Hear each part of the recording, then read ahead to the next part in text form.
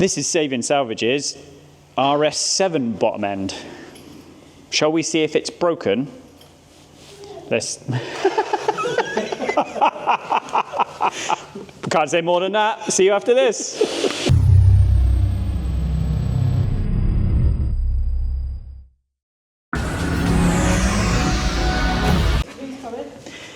This is Dean's from Saving Salvage's RS7 engine. If you haven't seen the first part where we pull the heads off, then Dav will put it in somewhere. But to catch yours up, Dean bought it and it was overheating, spitting coolant out, drinking coolant. You can see from this piston here how washido it is. And the oil that came out of it was like mayonnaise, like burger sauce, because it wasn't white, it was brown. So I thought we would flip it upside down, pull the bearing caps off and pull the main caps off to make sure the crank, the rods and the bearings are in good order, because then I can go back to him and go, yay, or no. But this is a weird one we haven't done before. So like the V10s and the V8s, I mount them off the front to put them on our engine stand, and Audi have decided they don't want to do it like that anymore. So I got nowhere to mount it. So I'm just going to pull this timing cover off quick, and then we will go old school off the gearbox bolts. So I've pulled the T30s out. I've just got it sat on head bolts at the minute. So I've wound the head bolts all the way in, just put on ratchet straps. I've pulled the timing case bolts out, and then there's 3 little threaded areas where you can wind screws in to pull it off the dowels. And this one is going. So they're quite good to use, but they're bloody tight. There you go, you can see it starting to... Drippy, drippy? Yeah, and it's water, which it shouldn't be. You know what I'm saying? It's a recurring theme with this engine, water. Water keeps coming out of places it shouldn't come out of. That is not a frigid hole, that was blind. And we have a special guest in this video. Say hi, Katie. Hey? Well, you're special and you're a guest. Special as in?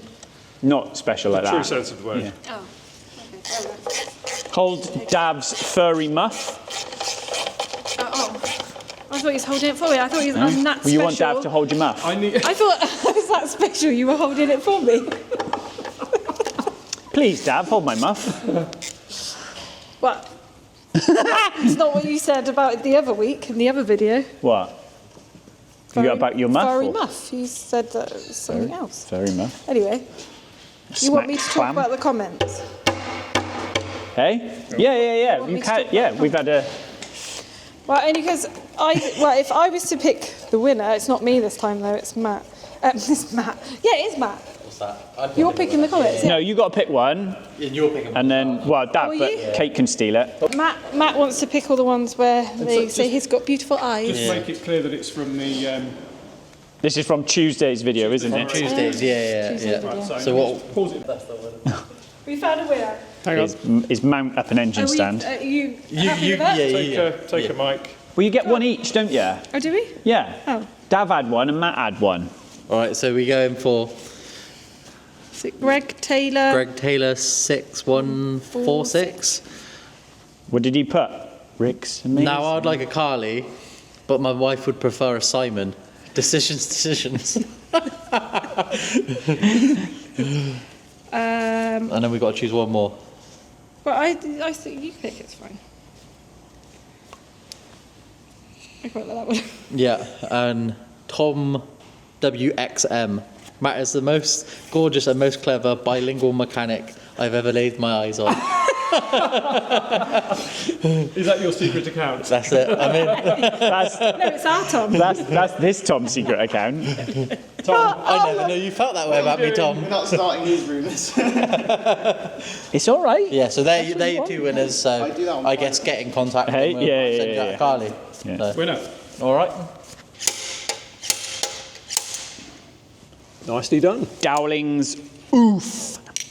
Right, let's flip it upside down, see if it falls off, or see what leaks out. Oh, more water. What a surprise.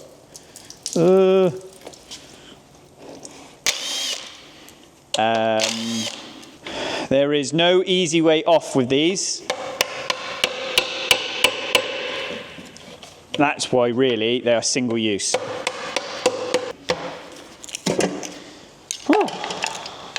Oh, catch a knife. Good save. That could have been in your foot. Sludgies. Ooh. That is sludgy. Do you want some grease? Look at this. That is hanging. Yeah. So just pop some of these lifting bolts in, look. Yes. And they'll seat down on the inside of the crankcase. And you get that. A popping sound. Yeah. And it just means you haven't got to beat the living daylights out of anything to get the crankcases apart. Split it, yeah. There you go, that one's gone. There we go. We can literally do that. So now windage plate or windage tray.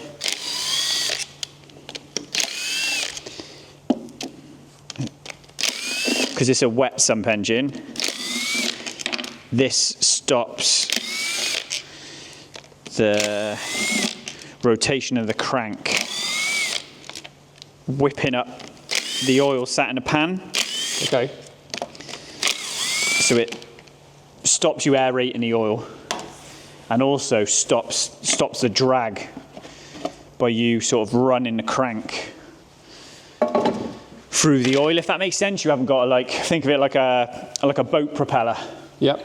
You haven't got that going on. So that's why on a wet sump you'd run like a windage tray. So you get up rated baffles on like say 4G63s and stuff like that to help with it. So you can see here, look, we've got 1, 2, 3, 4, 5 main caps, but we've also got the case shrouding it. Yep. So what they've done on these is they've put this front cover. So we take the crank pulley off, take this front cover off, lift it off, and then we'll be able to see the timing chain. Yeah. But the minute I don't want to take the crank out, what I want to do is pull a main out, maybe one each side, and pull some rod bearings off and just make sure we've got no sort of excessive wear. Turns out nice to be fair. Can you identify any of the bits in that? Do you know what's what? Piston. Where would the piston be? There, those two. No, they're the rods. So they can. So Yeah, the the piston on the end of the rod. look at you back. Yeah. So the pistons Sit at the bottom. look like yeah. the paint tins, or they sit on the top of the rods. Then you obviously got the com rod. Yeah, which are these. So they're the connecting rod. Yeah. And they connect the crankshaft to the piston, and then obviously the crankshaft through the middle. So a piston's job is to take the force of the combustion. Yeah, so there's obviously, like calories in food, there's calories in fuel. So you combust the fuel to get energy, because energy is never destroyed, is it? You just change it from one state to another. So you take it from heat, what would it be? Expansion. Go on, mate. Yeah, because when that turns, that the piston goes in, That's- and the air goes in. And then Yeah, so spark.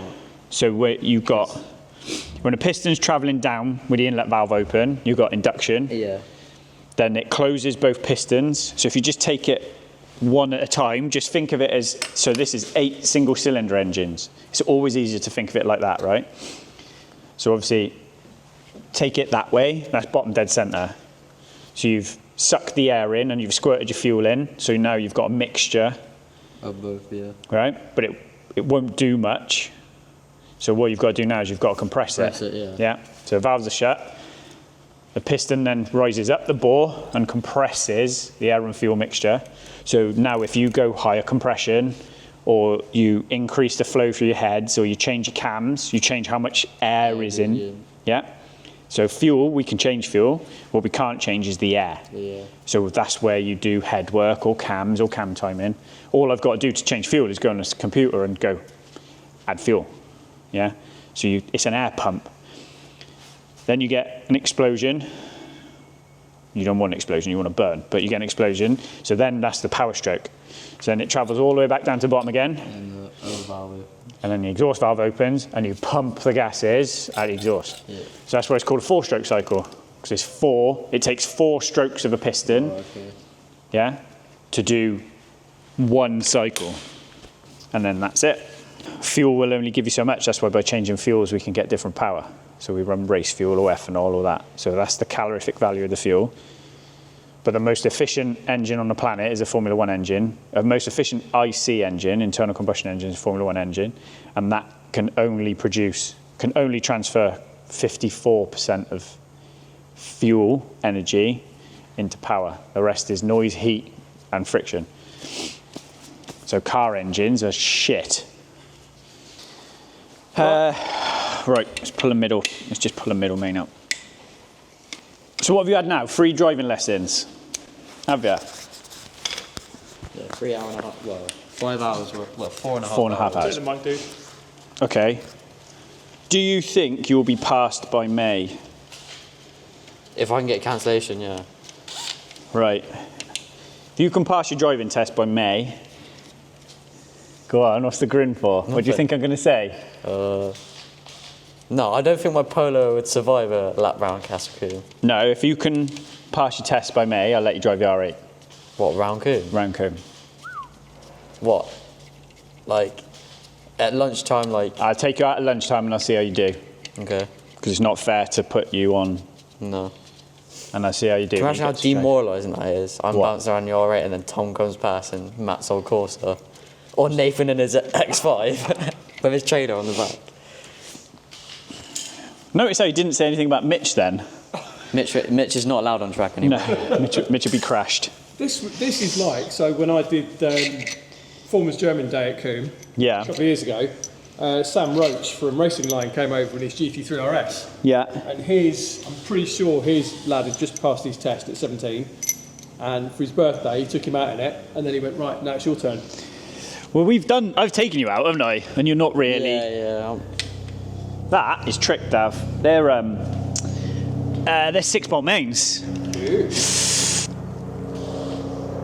Where's me? So you got 4 at the top, look, you see the one on the side? Yep. So they're cross-bolted. That's hard that'd be hard, that. You can see why they're making big power.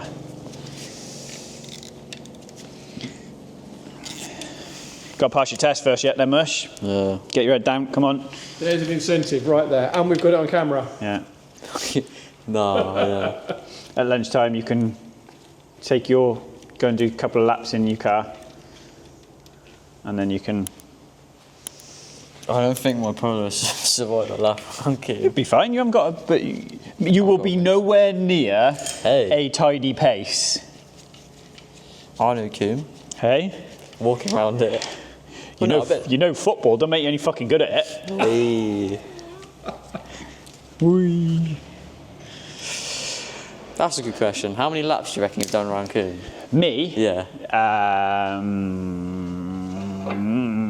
So when you used to race back and you weren't at Coombe? I've probably done more at Have I done more at Pembury? No, I probably have done more at Coombe. Pembury or Coombe or Donington. At Coombe, over 1,000, easy. Because you did Easy peasy car peasy. and- Everett, yeah, easy peasy. Yeah. Yeah, without even trying, it's over 1,000 at Coombe. Donington, I did Ron Haslam, so that's probably the most, to be fair. That's Ron Haslam. Ron Haslam Race School, I worked there for 4 seasons. So I reckon... What's that? You just like... that's on probably your where I've bike? done the most laps, yeah. Yeah. What you did like a... Is that like what the GP... Yeah, Melbourne Loop, something everything. like that, yeah. Through the corner, George crashed. Foggy S's. So that's actually, I changed my answer. That's probably the place I've done the most. Donington. Oh, then you go Silverstone, Yeah. Audi driving experience. Still Donington. Donington have done the most. I reckon between... Hello, Thomas. Hey, Mars Buzz. What nice employees we have. I know. We, Good lad. you have. I know. He's sucking up to me because he wants to help sell his car here tomorrow. Comes with an RE performance guarantee. Thanks, mate. I don't want them. Okay, don't eat them then. What track have you done the most laps at, Tom? Sorry? What track have you done the most laps at? Either Bedford or Donington. Bedford, really? Yeah. I do not like Bedford. I didn't enjoy it. Well, I did enjoy it. How many do you think you've done at Donington then? 50? I don't know. 50 laps? Right, I've got a main undone. Just undoing the rod bolts. So remember, we've got no reason to believe the underside is damaged. What we're trying to understand is, have the bearings suffered because of the contaminated oilings? Yes. So here's a rod bearing, which I can't get off. What do we think? Good, bad? What do you reckon? I'm going bad. You're going bad? Wow, Mr. Negative today. Yeah. Mint, mate. Good news. Right. But look here.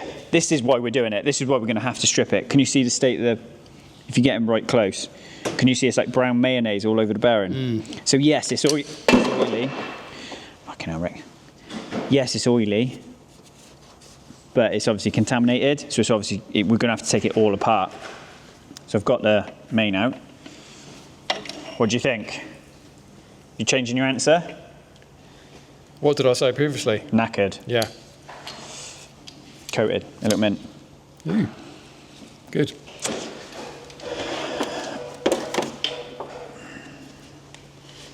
There's my rag.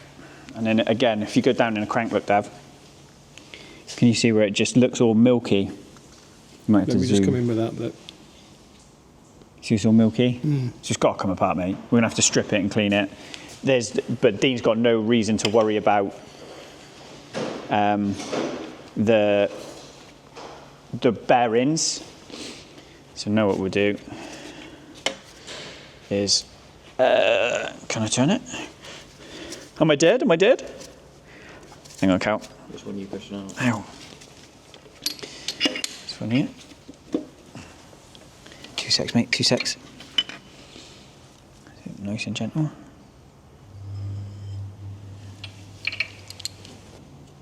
Bearings give me no reason to worry, so there's no damage to the crank.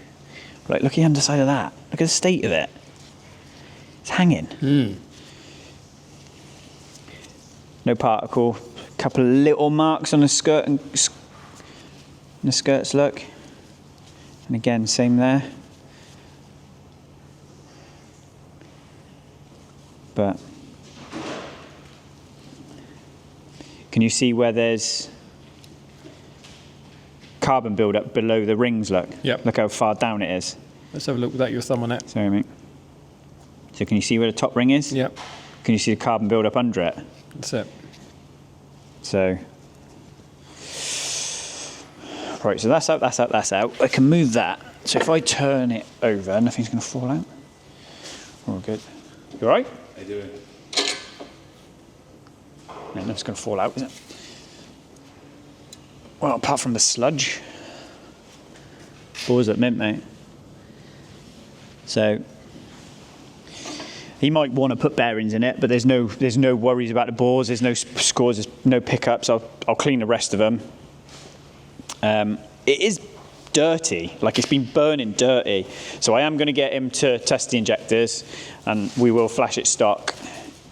But I've got no worries over the crank. I've got no worries over the rods. The pistons, we'll just re-ring them. I would say, while you got apart, you may as well do new bearings anyway. And then a bloody good clean, because we need to get rid of all this crap. Can you see it dripping out, look? It's like fucking mayonnaise. That is minging. Yeah. So my recommendation now is going to be, obviously, we can clean the oil housing, get him to replace the oil cooler, because there's nothing you can do about that. So you change the oil cooler, you clean the block, you strip and clean the pump, and you check the insides of that. But to be fair, considering how good the bearings are, you probably find the pump is all right. It's just full of that mess. The crankcases are fine. The oil pan, we'll clean these and check the deck face on the block again, and we'll check the deck face on the heads.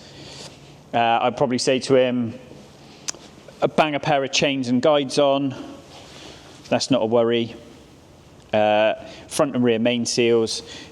Send the turbos away to get them rebuilt. Flush out the oil coolers, bloody hell, Rick. Flush out the inlet manifolds. So these. Yep. With the state of the oil, I would probably put new variators on it. So I would probably change all 4 variators. I would change the PCV, new head bolts, and strip and clean the heads, both of them, because I will deck these ever so slightly. So that's what I think. Have the cams out, clean the cams up, because obviously they are sat in oil. All the grots. So we just need to clean it out. So it's not a catastrophe, a catastrophe. See what I did there? I see what you did there. This is more a case of now getting rid of the grot and the muck and the crossover, scrubbing the block and just measuring the heads out, making sure measuring the deck face out, making sure we're good with that. Measuring the heads, I'll get them skimmed anyway. Set of valve stem seals, rebuild them. Yeah, job is good. And a set of variators. Anything oil has touched. So, not too bad news for Dean then? No, it's not. It's obviously, I think he would have expected this. I didn't expect the oil to be that bad. Yeah. The last thing I've got to do before I give him the okay, I suppose, is check for cracks, but I don't think there are, because where the water jacket works on a block is the water jacket's at the top, not the bottom. So I think if there were any cracks, we'd see them. Yeah. Because your water jacket's around here, and we've got no crossover, no reason that it would have broken through. So, yeah. Good stuff. Give him good news, but that's what the bottom. So what will the next part of this series be? I won't show you cleaning it, because we've done a cleaning video before.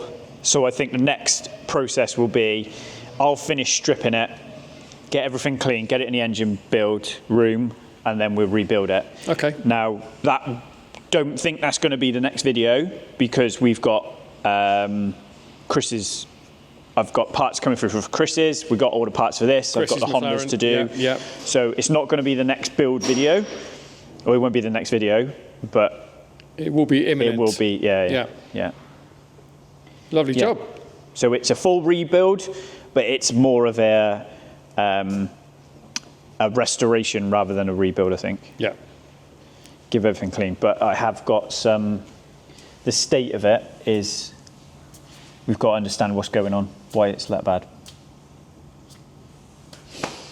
But the injectors are very strange, Davla. So we need to see if the ASNU tester will work with these. I'm sure they should, but yeah, these are the new style injectors. Yeah.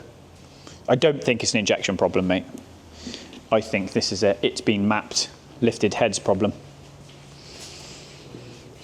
Cool. Right. All right. Tea time. Can I tidy up now? Yes. It's hanging, isn't it? Cool. Right. Smash buttons, leave us a comment, and we will see you on the next one. Let's do it. Beedly bop.